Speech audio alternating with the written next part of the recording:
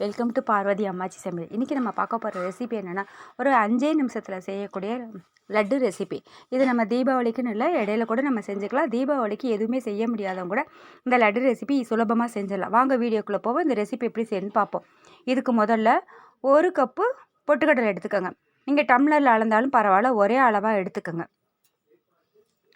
இதில் 1/2 கப்பு ஜீனி சேர்த்துக்கோங்க. 1 கப் பொட்டுக்கடலைக்கு 1/2 கப்பு ஜீனி சேர்த்துக்கோங்க. இது அளவான தித்திப்போடு ரொம்ப நல்லாயிருக்கும். 3 ஏலக்காய் போட்டு நல்லா ஃபைன் பவுடராக அரைச்சிக்கோங்க. அரைச்சதை நல்லா ஒரு ஜல்லடை வச்சு ஜலிச்சுக்கோங்க.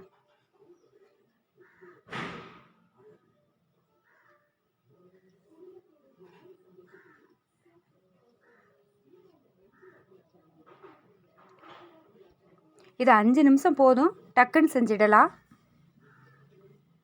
நல்லா ஜலிச்சு எடுத்துடுங்க. ஜலிச்சு எடுத்ததுக்கப்புறம் ஒரு 1/4 கப்பு அளவுக்கு நெய் ஊற்றிக்கோங்க. இது கரெக்டான அளவாக இருந்துச்சு. 1 கப்புக்கு 1/4 கப்பு கரெக்டாக இருந்துச்சு. உருகுனா போதும், கொதிக்க விட வேண்டாம். லேசாக உருகுனா போதும்.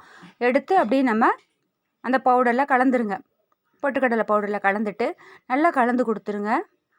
இது உங்களுக்கு பத்தலை அப்படின்னு பத்துச்சுன்னா உங்களுக்கு பழையபடிக்கு நீங்கள் கொஞ்சோண்டு நெய்யை ஊற்றி ஊற்றிக்கோங்க. இது கரெக்டாக இருந்துச்சு. எனக்கு லட்டு பிடிக்கிறதுக்கு சௌகரியமாக இருந்துச்சு. அதை வேணுன்ற அளவுகளில் சின்ன சின்ன உருண்டைகளாக பிடிச்சிருங்க, லட்டுகளாக.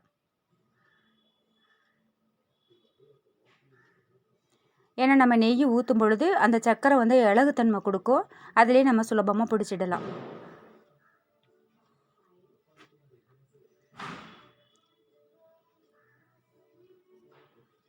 இதே போல் எல்லா பொட்டுக்கடலை மாவையும் லட்டுகளாக பிடிச்சிருங்க.